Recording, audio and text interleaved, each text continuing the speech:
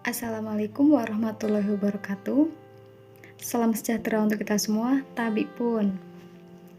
Yang saya hormati, Ibu Widya Hestiningtia selaku dosen pengampu mata kuliah Akuntansi Manajemen. Di sini kami yang beranggotakan saya Novitasari dengan NPM 1813031004 dan rekan saya Nurani Soleha BR Ginting dengan NPM 1813031020 akan mempresentasikan hasil dari diskusi kami mengenai materi penentuan harga transfer. Langsung saja, di sini ada 6 subbahasan yang akan kita bahas. Yang pertama itu pengertian harga transfer, yang kedua pengertian transfer pricing, yang ketiga tujuan dalam penentuan harga transfer, yang keempat faktor transfer pricing, yang kelima penentuan harga transfer, yang keenam itu ada metode-metode penentuan harga transfer. Jadi di sini kita masuk ke pengertian harga transfer. Menurut Gunadi dalam Ahmadiyah 2009 bahwasanya harga transfer itu merupakan jumlah harga atas penyerahan barang atau imbalan atas penyerahan jasa yang telah disepakati oleh kedua belah pihak dalam transaksi bisnis, finansial maupun transaksi lainnya. Dan juga dapat disimpulkan bahwa harga transfer itu merupakan harga yang ditimbulkan atas penyerahan barang, jasa atau harga tak berwujud dalam satu perusahaan ke perusahaan lain yang terkait dalam hubungan kepemilikan di bawah satu induk perusahaan. Lalu, sekarang kita masuk ke definisi transfer pricing. Menurut Setiawan, bahwasanya yang dimaksud dengan transfer pricing adalah suatu kebijakan perusahaan dalam menentukan harga transfer suatu transaksi, baik itu barang, jasa, harta tak berwujud, ataupun transaksi finansial yang dilakukan oleh perusahaan. Di sini juga ada 4 tujuan penentuan harga transfer.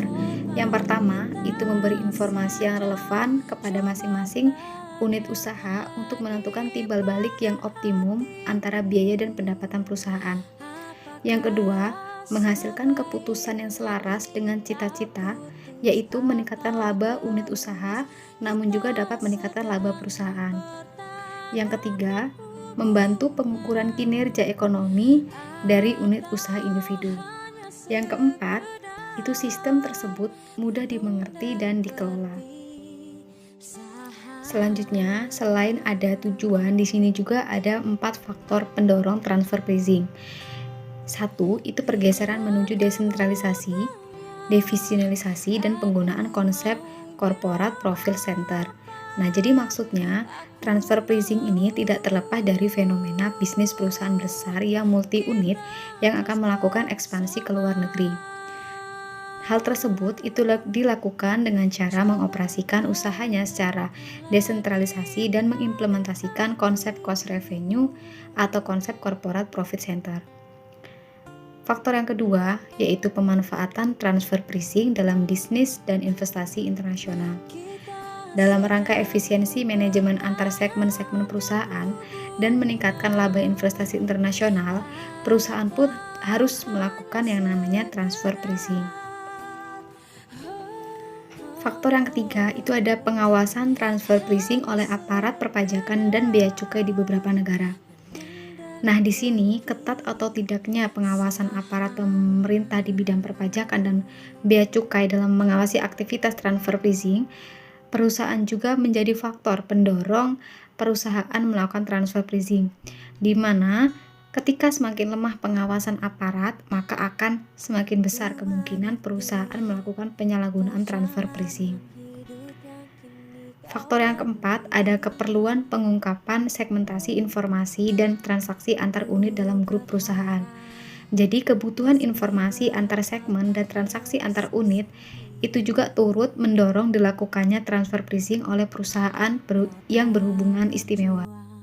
Selanjutnya penentuan harga transfer. Nah, dalam penentuan harga transfer, manajemen tidak dapat sembarangan menentukan harga. Selain itu, harga transfer dalam praktiknya harus selalu diperhatikan agar tujuan manajemen sesuai dengan tujuan perusahaan.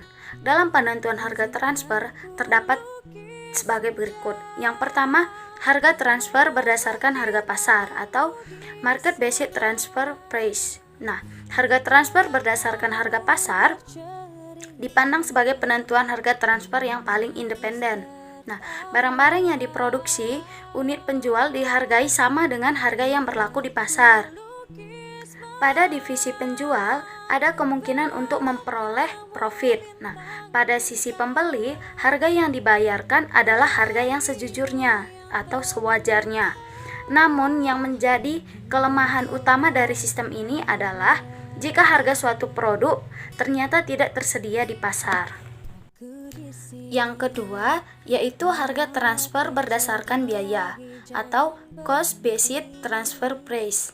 Perusahaan menggunakan metode penetapan harga transfer atas dasar biaya yang ditimbulkan oleh divisi penjual dalam memperoleh barang atau jasa. Penetapan harga transfer metode ini relatif mudah diterapkan namun memiliki beberapa kekurangan. Salah satu kekurangannya yaitu penggunaan biaya sebagai harga transfer dapat mengarah pada keputusan yang buruk. Jika seandainya unit-unit penjual tidak dapat memproduksi dengan optimal, sehingga menghasilkan biaya yang lebih tinggi daripada harga pasar, maka dapat menjadi kecenderungan pembelian barang dari luar. Yang ketiga, harga transfer negosiasi. Dalam ketiadaan harga, beberapa perusahaan memperkenankan divisi-divisi dalam perusahaan yang berkepentingan dengan transfer pricing untuk menegosiasikan harga transfer yang diinginkan. Nah, harga transfer negosiasi ini memiliki beberapa kelebihan. Salah satunya itu adalah pendekatan ini melindungi otonomi divisi dan konsisten dengan semangat desentralisasi. Selanjutnya, metode penentuan harga transfer. Nah, metode penentuan harga transfer terdiri dari 3 metode, yaitu pertama, metode market price. Nah, harga transfer berdasarkan harga pasar merupakan harga transfer pada situasi yang ideal. Nah, penentuan harga transfer dengan harga pasar harus memenuhi beberapa kondisi, yaitu pertama, manajer dibantu staf-staf yang kompeten. Yang kedua, manajer harus memandang bahwa harga transfer tersebut adil. Yang ketiga, harga pasar yang diterapkan sebagai harga transfer seharusnya masih bisa dihemat karena adanya piutang tak tertagih dan biaya iklan. Yang keempat, manajer harus mengetahui semua informasi yang relevan tentang pendapatan biaya serta masing-masing alternatifnya. Kemudian yang terakhir, manajer memiliki kebebasan untuk menentukan akan menjual atau membeli dari ke dalam ataupun keluar perusahaan.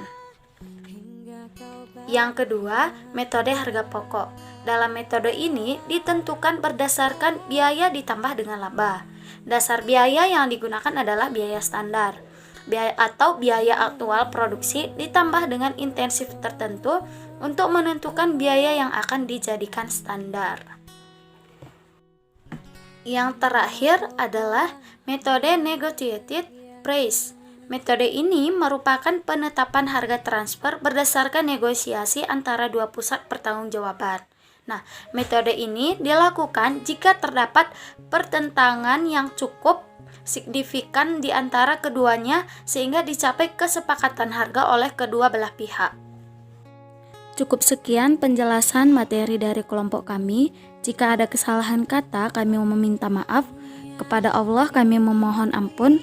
Wassalamualaikum warahmatullahi wabarakatuh.